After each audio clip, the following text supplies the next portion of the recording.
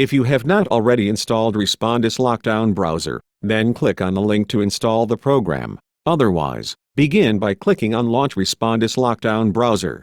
Once the browser opens, click on Start Quiz. Press the Ctrl+R key combination simultaneously. You will be asked to log into TextAid. Enter your email address and Brightspace password. Click Login. Once logged in, press Ctrl+R. Click on the 4-arrow icon, which is the Move tool, and drag the bookmarklet to where you want it on the page. Highlight a question, and click on Listen.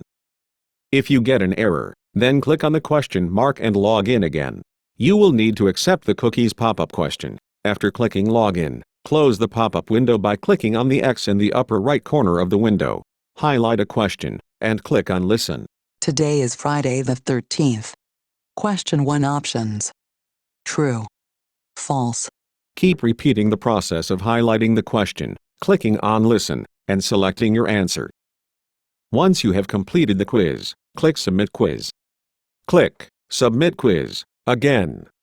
Click Done.